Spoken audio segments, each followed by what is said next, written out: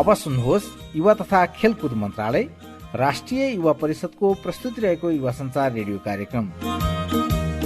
नमस्कार, युवा तथा खेलकुद मन्त्रालय राष्ट्रिय युवा परिषदको प्रस्तुति रहेको युवा संचार रेडियो कार्यक्रममा यहाँ सबैलाई हार्दिक स्वागत छ। यो कार्यक्रम हरेक आइतबार बिहान 7 बजेको नेपाली समाचारपछि रेडियो नेपालको केन्द्रीय प्रसारण मार्फत सुन्न सकिन्छ। यसै गरी सामुदायिक रेडियो प्रसारक संघ नेपालको सामुदायिक सूचना नेटवर्कबाट सातै प्रदेशका विभिन्न रेडियोबाट भिन्न भिन्न समयमा सुन्न सकिन्छ। कार्यक्रममा हामी युवाका समस्या, सम्भावना, सफलता र उनीहरूले दिनदिनै देख्ने सपनाको कुरा गर्दछौँ। सबैभन्दा महत्त्वपूर्ण कुरा, हामी सकारात्मक सोच्छौँ र सकारात्मक परिवर्तनको लागि वकालत गर्दछौँ। अब लागौँ आजको कार्यक्रमको विषयवस्तुतर्फ। आजको कार्यक्रममा औषधिलाई अनलाइन मार्फत बिरामीको घर दैलोमा सुलभ मूल्यमा पुर्याइरहेको नेपाल मेडका संस्थापक सुप्रिया साक्यसँगको कुराकानी प्रस्तुत गर्दैछौँ। यसै गरी रेडियो सन्देश प्रस्तुत गर्नेछौँ। कार्यक्रम सुन्दै रहनुहोला। कोभिड-19 पछिको लकडाउनले धेरै व्यवसायलाई घाटा गरायो। हामी सबैले वैकल्पिक उपाय खोज्यौँ। नेपालमै केही यस्ता व्यवसाय पनि छन् जसलाई यो लकडाउनले अझ व्यवसाय विस्तारमा सहयोग पुर्यायो। नेपालकै औषधिलाई अनलाइन मार्फत बजारीकरण गरिरहेको नेपाल मेडले बिरामीको घर दैलोसम्म सुलभ मूल्यमा औषधि पुर्याइरहेको छ। आजको कार्यक्रममा नेपाल मेडका संस्थापक सुप्रिया साक्यसँग सहकर्मी सरोज सुवेदीले गर्नुभएको कुराकानी अबको पालोमा। नेपाल मेड भन्ने यस्तो संस्था हो होइन, जुन संस्था चाहिँ यो स्वास्थ्य सम्बन्धी काम गर्छ। यसले चाहिँ मेडिकल रिलेटेड सर्भिसेसहरू चाहिँ सबैको घर घरमा पुर्याउने गर्छौँ। अनि मेडिकल रिलेटेड सर्भिसेस भन्ने बित्तिकै यसमा फेरि सबै सर्भिसेस पर्दैन होइन। यसमा पर्ने सर्भिसेसहरू के हो भने मेडिसिन, ल्याब टेस्ट अनि मेडिकल रिलेटेड इक्विपमेन्ट्सहरू, यिनीहरू चाहिँ सबै हामीले बिरामीको घरसम्म पुर्याउने काम गर्छौँ। जस्तो नेपाल मेडले अलिकति फरक ढङ्गले पनि काम गरिरहेछ। अरू पनि सप्लायरहरू छन्, मेडिकल सपहरू पनि छन्, तर यसको ठ्याक्कै फरकपन चाहिँ के हो? हामीले चाहिँ एउटा फरक ढङ्गमा चाहिँ के गर्यौँ भनेदेखि मेडिसिन अब पहिलादेखिको धारणा के छ भने बिरामी चाहिँ या त हस्पिटल जानुपर्छ होइन, डक्टर देखाउनु पर्यो, त्यसपछि डक्टरले जे प्रिस्क्राइब गर्नुभयो त्यही हस्पिटलमै भएको फार्मेसीबाट लिइन्छ, या नभए आफ्नो घरसँगैको वरिपरिको कुनै फार्मेसीमा गएर उहाँले मेडिसिन लिनुहुन्छ। तर त्यसको लागि बिरामी आफै जानु पर्यो या बिरामीको परिवारको कोही व्यक्ति गएर लिएर आउनु पर्यो। तर हामीले चाहिँ के गरेको छौँ भनेदेखि चाहिँ बिरामी बाहिर निस्किन नपर्ने गरिकन हामी आफै नै अनलाइन प्लस अफलाइन दुईटै तरिकाबाट उहाँहरूको घरसम्म पुर्याउने गरेको छौँ। अनलाइन भन्नाले चाहिँ अब कसैले अनलाइन अर्डर गर्न चाहनुहुन्छ भनेदेखि हामीलाई अनलाइन हाम्रो भाइबरबाट अथवा मेसेन्जरबाट होइन, कुनै पनि यो सोसियल मिडियाहरूको थ्रुबाट चाहिँ हामीलाई कन्ट्याक्ट गरेर अर्डर गर्न सकिन्छ भनेदेखि अफलाइन भन्नाले हाम्रो आउट स्पेस पनि छन्, फार्मेसी पनि छन्।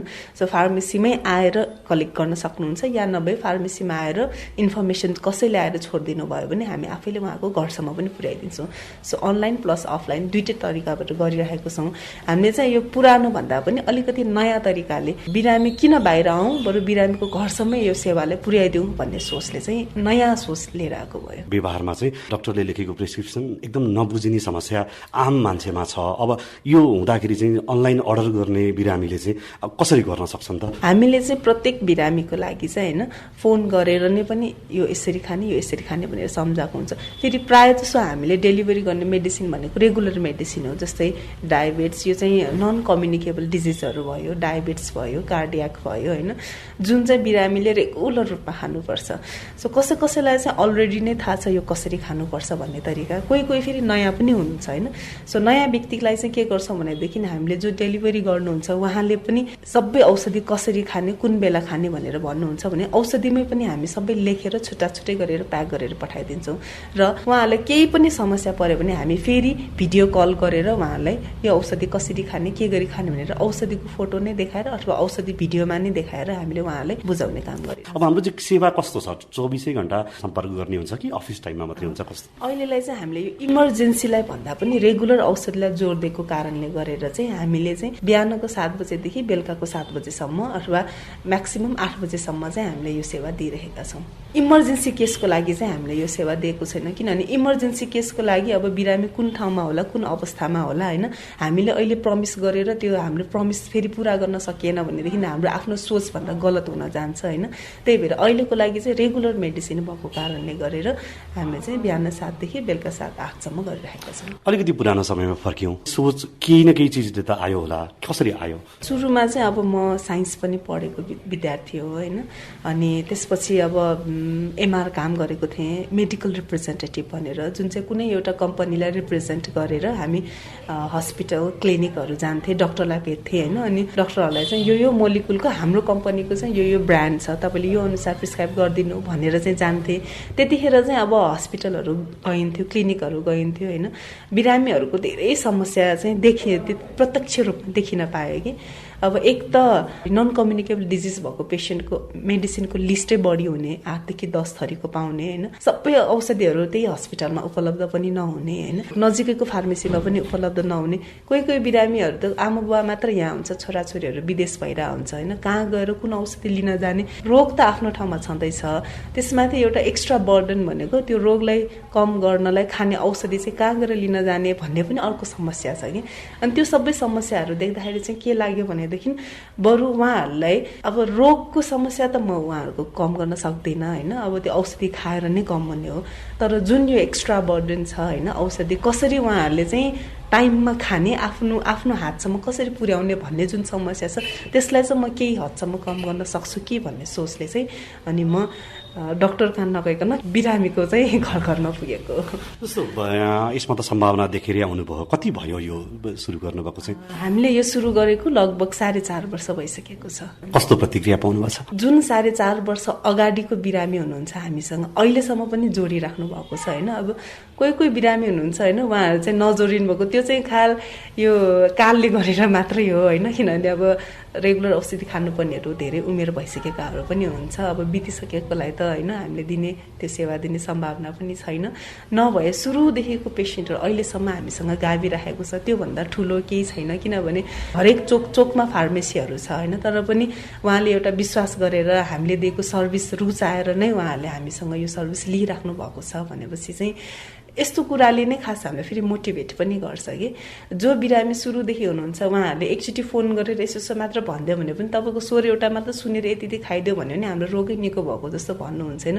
त्यो नै एउटा इन्सपिरेसनल कुरा हो कि त्यसले गरेर नै हामीलाई अझ यो हामीले त एकदम थोरै व्यक्तिलाई गरिरहेको छौँ, किनभने धेरै छ यो नन कम्युनिकेबल डिजिज भएको। अहिले खोज्न जानुभयो, डाटा मात्र निकाल्नु भयो भने हरेक घरमा एक व्यक्ति त हुन्छ नै हुन्छ जो यो रेगुलर औषधि खानुपर्ने हुन्छ होइन। हामीले अब अहिले चाहेर पनि एक्सपान्ड गर्न सकिरहेको छैन, तर हाम्रो प्रयास चाहिँ जारी नै छ, सकेसम्म सबैलाई हामीले यो सेवा दिउँ भनेर। तर जति पनि व्यक्तिहरूले यो सेवा लिइराख्नु भएको छ उहाँहरू अत्यन्त खुसी हुनुहुन्छ। सायद त्यही खुसीको कारणले नै होला सुरुदेखि अहिलेसम्म हामीसँगै बाँधिरहनु भएको छ। जस्तो यो इनोभेटिभ आइडियाको सोच जब आइसकेपछि यसको अलिकति कसैले इच्छा राख्दाखेरि हुन त यो एकदम संवेदनशील विषय पनि भयो, यसको लाइसेन्सको प्रक्रियादेखि लिएर आएर मेडिकलसम्म सम्बन्धित जानकारी पनि चाहियो, त्यत्तिकै अरू सामान्य पसल खोले जस्तो होइन।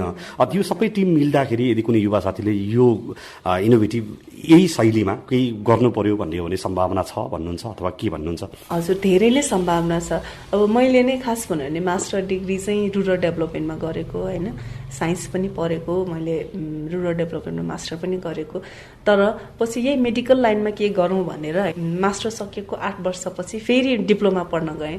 जबकि मैले एसएलसी दिँदाखेरि जन्मेको बच्चाहरूसँग पढेर मैले यो डिप्लोमा इन फार्मेसी पढेँ होइन। खास भन्यो भने एक त मलाई नलेज पनि होस्, किनभने मेडिसिन रिलेटेड मैले काम गरिरहेको छु भने मलाई त्यस विषयमा पोख्त नलेज हुनु पनि पर्छ। प्लस अर्को भनेको हाम्रो नेपाल सरकारले तोकेको केही नियमहरू पनि छन्, मैले त्यो नियमलाई पनि सँगै त्यो नियमलाई फलो गरेर जानुपर्छ भन्ने सोचले चाहिँ मैले फेरि फार्मेसी पनि पढेर गरेको।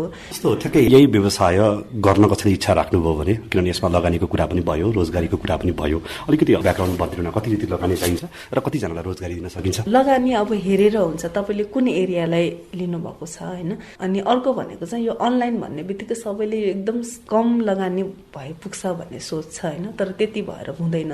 किनभने अनलाइनको नदेखिने खर्च धेरै हुन्छ कि, वेबसाइट बनाउनेदेखि लिएर तपाईँको सर्भरको पैसादेखि लिएर होइन, त्यो वेबसाइट ह्यान्डल गर्ने मान्छे फार्मासिस्टै राख्नु पर्दैन, किनभने वेबसाइट ह्यान्डल गर्नको लागि वेबसाइट चलाउन जान्ने मान्छे चाहियो होइन, जो आइटीमा पोख्त हुनुहुन्छ उहाँहरूलाई राख्नु पर्यो। उहाँहरूको तल फेरि त्यही हिसाबले महँगो पनि हुन्छ होइन। यदि राम्रो तरिकाले अनलाइन चलाएर फार्मासिस्टहरूलाई चाहिँ मेडिसिनमा जहाँ औषधि त्यहाँ फार्मासिस्टहरू राखेर चलाउने हो भने सुरुवात गर्नको लागि 25 देखि 30 लाखसम्मको चाहिँ पैसा चाहिन्छ। इयरली कतिजना मान्छेले रोजगारी पाउनुहुन्छ र कति जति कमाइ हुन्छ भन्ने हिसाबले? रोजगारी चाहिँ अब हेरी हुन्छ। सुरुमा बरु धेरै नराखे पनि हुन्छ। जुन ठाउँमा आवश्यक छ त्यो ठाउँमा अब स्टोर हेर्ने मान्छे चाहियो, मेडिसिनको बिलहरू बनाउने मान्छे चाहियो, मेडिसिन डेलिभरी गर्ने मान्छे चाहियो, त्यसपछि गएर अनलाइनमा अर्डर आएकोहरू हेर्नु पर्यो।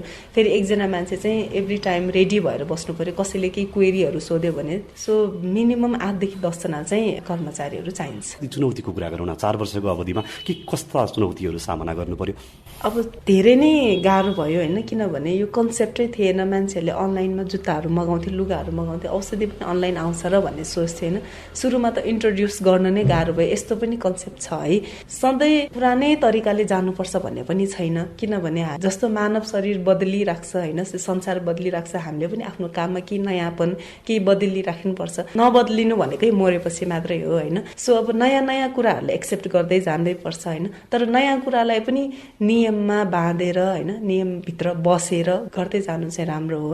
चुनौती चाहिँ धेरै नै आएको हो। अब मान्छेहरूलाई अनलाइन औषधि आउँछ है भन्ने बुझाउन नै गाह्रो भयो। बुझाइसकेपछिको फेरि अब उसले 80% डिस्काउन्ट दिन्छु, उसले 80% डिस्काउन्ट दिन्छु भन्ने कुराहरू आउँछ होइन। म चाहिँ डिस्काउन्टमा भन्दा पनि यो सर्भिस राम्रो गर्नु पर्यो भन्ने कुरामा जाने हो। अनि त्यो कुराहरू बुझाउनलाई चाहिँ एकदमै गाह्रो पर्छ कि। तर एकचोटि बुझिसकेपछि चाहिँ अनि उहाँहरूले एकचोटि हाम्रो सर्भिस लिइसकेपछि होइन, हामीले गरेको व्यवहार, हामीले दिएको फेसिलिटिजहरू, त्यसपछि चाहिँ अनि उहाँहरूलाई चाहिँ जुन त्यो डिस्काउन्टमा उहाँहरूको दिमाग गइराखेको थियो होइन, तर त्यसलाई चाहिँ फर्काएर उहाँहरूले डिस्काउन्टमा भन्दा पनि बढी सही सदुपयोग गर्नुपर्छ है भन्ने कुरामा ल्याउन चाहिँ सकिँदो रहेछ। तर यो चुनौती चाहिँ चुनौती नै हो। 4 वर्षको यहाँको यात्राको दौरानमा नियमित पनि होलान् अनि त्यसपछि आकस्मिक रूपमा जोडिने नयाँ सदस्यहरू पनि हुनुहुन्छ होला। कति जति संख्यामा छ यहाँको नियमित सदस्य? मैले सुरुदेखि अहिलेसम्म त 50,000 भन्दा बढी बिरामीहरूलाई डेलिभरी गरिसकेको छु होइन। तर नियमित रूपमा हामीसँग नै बाँडिराखेकोहरू चाहिँ अहिले गऱ्यो भने सायद 1700-1800 जना हुनुहुन्छ। एभ्री मन्थ रेगुलर रूपमा लिइराख्नेहरू चाहिँ त्यति हुनुहुन्छ। फेरि कोही कोही चाहिँ हुन्छ अब वर्षको एकैचोटि मात्र लिनेहरू पनि हुन्छ, कोही 6 महिनाको एकचोटि लिनेहरू पनि हुन्छ होइन। त्यस्तो चाहिँ भइ नै रहेछ। तर रेगुलर रूपमा लिनेहरू चाहिँ अहिले 1700-1800 जना चाहिँ हामीसँग हुनुहुन्छ। जस्तो एउटा मेडिकल सपमा कहिलेकाहीँ हामी पुगेर सामान्यतया बुझ्दाखेरि कुनै औषधि पाउन्न होइन, अर्कोमा जानुपर्छ, कुनै एउटाबाट लियो। हामीले चाहिँ यो सबै औषधिको ब्रान्ड उपलब्ध गराउँछौँ के हुन्छ यो चाहिँ? हामीले चाहिँ सकेसम्म डक्टरले जुन प्रिस्क्राइब गर्नुभयो त्यही ब्रान्डको नै उपलब्ध गराउने कोसिस गर्छौँ होइन। अब कहिलेकाहीँ चाहिँ कस्तो हुन्छ भने जस्तो अब नेपालमा प्रडक्सन नहुने औषधिहरू इन्डियाबाट आउनुपर्ने अथवा अरू कुनै बाह्य देशबाट आउनुपर्ने औषधिहरू चाहिँ अब कुनै कारणवश आउन सकेन भनेदेखि चाहिँ उहाँहरूलाई हामीले के सजेस्ट गर्छौँ भने खास भन्नु भने मोलिकुल हेर्ने हो औषधिको ब्रान्ड भन्दा पनि होइन। यो ब्रान्डको औषधि हामीसँग अभाइलेबल छ, हामी तपाईँलाई यही खानु भनेर चाहिँ भन्दिनँ, तर जुन जुन अभाइलेबल छ त्यो हामी सजेसन दिन्छौँ। तपाईँले एकचोटि डक्टरसँग आफ्नो डक्टरसँग कसरी हुन्छ कुरा गरेर कुन चाहिँ ब्रान्ड खाँदा सही होला भनेर चाहिँ एकचोटि सल्लाह गर्नु भनेर हामी सजेसन चाहिँ दिन्छौँ। अनि त्यसपछि जुन उहाँहरूले औषधि भन्नुभयो त्यही हामी पुर्याइदिन्छौँ। तर सकेसम्म चाहिँ डक्टरले जुन प्रिस्क्राइब गर्नुभयो हामीले सब्स्टिट्युट गर्दैनौँ, त्यही नै उहाँहरूलाई पुर्याउने गर्छौँ। अनलेस कम्पनीले त्यो प्रडक्सन बन्दै गर्यो अथवा नेपालमा त्यो औषधि अब अभाइलेबल नै छैन भन्ने केसमा मात्रै सब्स्टिट्युट गर्छौँ। तर त्यो पनि बिरामीलाई सजेसन दिएर मात्रै गर्छौँ। जस्तो अहिले भर्खर यो कोभिड-19 को पेन्डेमिकले हामीलाई घरमा बन्द गर्न सिकायो र अर्को कुरा चाहिँ तपाईँको अनलाइन सपिङ गर्ने कुरामा अलिकति मान्छेको बानी पनि विकास गरेको छ। यसले चाहिँ के फाइदा कस्तो पुग्यो? यसले अभियसली हाम्रो यो जुन सुरुमा थियो होइन अनलाइन पनि आउँछ है भन्ने कुरा चाहिँ अझ बढी म मात्र होइन त्यसपछि भनेको धेरैवटा अनलाइन औषधिहरू धेरैवटा इमर्ज भएको छ होइन। पेन्डेमिकले चाहिँ अभियसली अब यो अनलाइन बिजनेसलाई चाहिँ बुम गरेकै छ, नगरेको होइन होइन। तर अब त्यतिखेर चाहिँ एउटा के पनि समस्या भयो भने चाहिँ पैसा भएकोले चाहिँ 6 देखि 7 महिनाको औषधि स्टकमा राख्नुभयो होइन। अब धेरै व्यक्तिले त्यसरी औषधि स्टकमा राख्दाखेरि मार्केटमा अभियसली औषधिको सर्ट हुन्छ होइन। कोहीसँग चाहिँ चाहिने भन्दा बढी स्टक रह्यो, जोसँग पैसा त्यतिखेर छ म 6 महिनाको स्टक राख्न सक्छु भन्ने एबिलिटी भएको मान्छेले त स्टकमा राखियो। तर जोसँग पैसा छैन होइन कोही त अब म 10 दिनको औषधि लिएर किन्छु भन्नेहरूलाई चाहिँ फेरि एकदमै गाह्रो पनि परेको थियो त्यतिखेर, किनभने मार्केटमा औषधि नेपालमा प्रड्युस हुने औषधि भन्दा पनि बाहिरबाट नेपाल भित्रिने औषधिमा चाहिँ धेरैलाई गाह्रो चाहिँ परेको थियो, किनभने औषधि नै सर्ट थियो, धेरैले स्टकमा राखिदियो कि त्यो कारणले गरेर बिरामीलाई चाहिँ एकदमै समस्यामा चाहिँ परेको थियो। तर सजिलो के पनि भयो भने अब यस्तै अनलाइन बिजनेस गर्नेहरू धेरैवटा आयो, उहाँहरूले सकेसम्म उहाँहरूको घरसम्म खोजेरै भए पनि जसरी भए पनि पुर्याइदिने चाहिँ कोसिस गर्नुभयो। अब त्यसले गरेर नै होला यो अनलाइन बिजनेसले अहिले सबैले रुचाइरहेको चाहिँ। अबको भविष्य के? भविष्यमा चाहिँ यो कम्प्लिटली अनलाइन नै जान्छ भनेर चाहिँ म अहिले पनि विश्वास गर्दिनँ होइन। हुन त 4.5 वर्ष भयो, किनभने यो औषधि भन्ने चिज चाहिँ यो फिजिकल मात्र होइन, इमोसनल टच पनि भएको कुरा हो कि यो। अनि त्यही भएर अनलाइन पनि व्यवस्था चाहिँ राख्नु नै पर्छ होइन। अब नयाँ प्रविधि हो, नयाँ प्रविधिलाई अँगालेर जानै पर्छ। तर त्यसो भन्ने बित्तिकै पुरानोलाई चटक्कै छोडेर नयाँलाई मात्रै अँगाल्ने भन्ने कुरा पनि होइन। जुन अब फिजिकल्ली कुरा छ त्यसलाई पनि राखिराख्नुपर्छ र अनलाइन कुरालाई पनि एक्सेप्ट गरेर त्यही अनुसार अब कसरी उहाँहरूलाई अनलाइन वेबाट होइन यो सोसियल मिडियाजहरू युज गरेर कसरी त्यो इमोसनल टच जुन फिजिकल्ली थियो त्यही अनलाइन बेसिसबाट पनि कसरी दिन सकिन्छ भन्ने कुरा चाहिँ डेभलप गर्दै जानुपर्ने हुन्छ। अब नेपालमेडले अहिले त काठमाडौँलाई बेस बनाएर काम गरिरहेछ, अब अन्य देशका अरू कुना कन्दरा जाने तयारी केही छ? यो सेवालाई चाहिँ काठमाडौँमा मात्र सीमित नगरिकन काठमाडौँभन्दा बाहिर जाने पनि हाम्रो प्लान छ। तर हरेक कुरा गर्नलाई चाहिँ समय पनि लाग्छ, प्लस अब इन्भेस्टमेन्ट पनि त्यही अनुसारले लाग्छ। तर हामी काठमाडौँमा मात्र सीमित नभइकन नेपालभरि नै हरेक कुनामा जाने चाहिँ प्रयासमा छौँ। कार्यक्रम सुनिरहने तपाईँ जस्तै युवाहरूको लागि के सन्देश दिन चाहनुहुन्छ? सबैजना युवाहरू अहिले अब मेरै पनि घरमा हेरौँ भने बहिनीहरू बाहिरै हुनुहुन्छ होइन।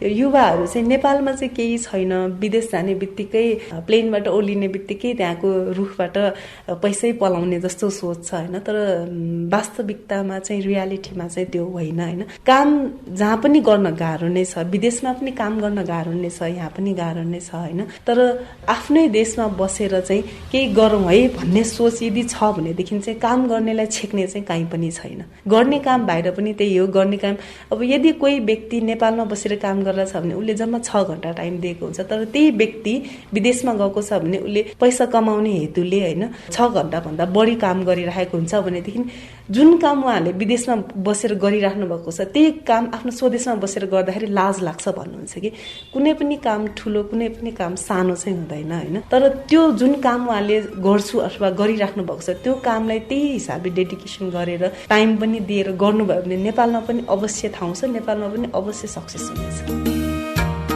कार्यक्रमको लागि समय उपलब्ध गराइदिनु भएकोमा नेपाल मेडका संस्थापक सुप्रिया साक्यलाई धेरै धेरै धन्यवाद। तपाईँ युवा तथा खेलकुद मन्त्रालय राष्ट्रिय युवा परिषदको प्रस्तुति रहेको युवा संचार रेडियो कार्यक्रम सुन्दै हुनुहुन्छ। राष्ट्रिय युवा परिषदले आफ्नो नोटिस बोर्ड सेवा सुरु गरेको छ। नोटिस बोर्ड सेवाको लागि 161801 6635 835 मा फोन गरी पछिल्ला सूचनाहरू सुन्न सकिन्छ। यो नम्बरमा फोन गरेको पैसा लाग्दैन। तपाईँ युवा तथा खेलकुद मन्त्रालय राष्ट्रिय युवा परिषदको प्रस्तुति रहेको युवा संचार रेडियो कार्यक्रम सुन्दै हुनुहुन्छ। अब कार्यक्रममा रेडियो सन्देश सुनौ। महिला मैत्री समावेशी ठुलो स्वरूप देशैभरि फैलिएको युवा परिषद बिना ब्याज ऋण दिने उद्यम विकासमा युवा विचार मन्थन गराई देशमा लगाउने हो। युवा नमुना गाउँ नगर हामीले बनाउने हो। युवा परिषद युवालाई सघाउन सुन्दर शान्त नेपाल भने विश्वलाई चिनाउन।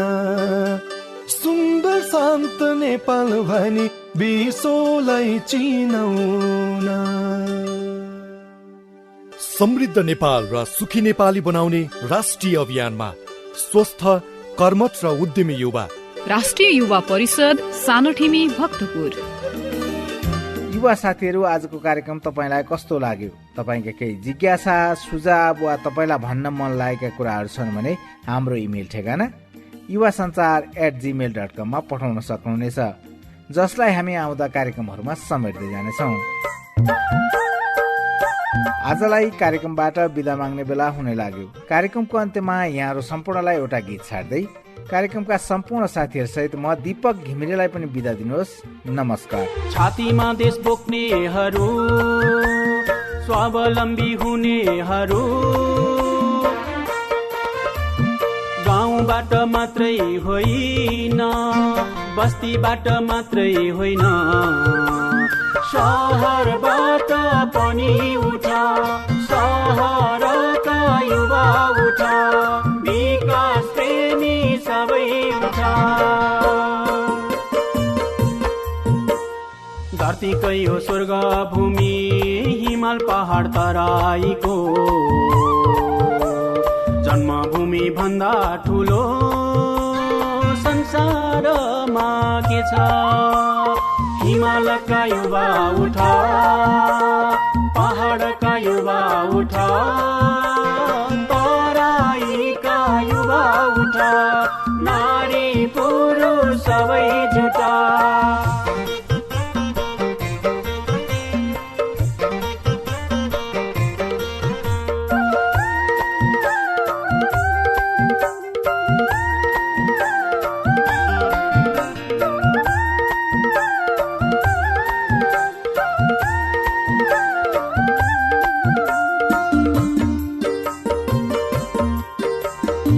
छिमेकी मंगल मिशन, कोही पुगे चन्द्रमामा, सभ्यताको शिखरबाट ओर्ल्यौं हामी कहाँ कहाँ। कहाँ चुक्यौं कर्तव्यमा स्वाभिमानी हामी वीर, झुक्नुहुन्न लत्रिएर पराई सामु नेपाली शिर। सबै जात जाति उठ, सबै भाषा भाषी उठ, नारी पुरुष सबै जुट, देश प्रेमी सबै उठ।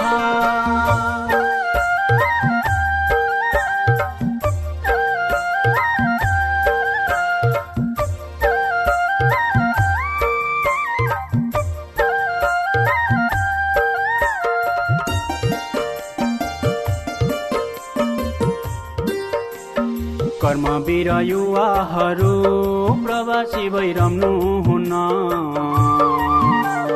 हिमालका काखमा अब बनमारा फुल्नु हुन्न। जन्म दियो यही देशले, यही माटोमा फुल्नु पर्छ, परिश्रमका बिउ रोप्न काम गरौँ नेपाली वीर। हिमालका युवा उठ, पहाडका युवा उठ, तराईका युवा उठ, विकास प्रेमी सबै उठ।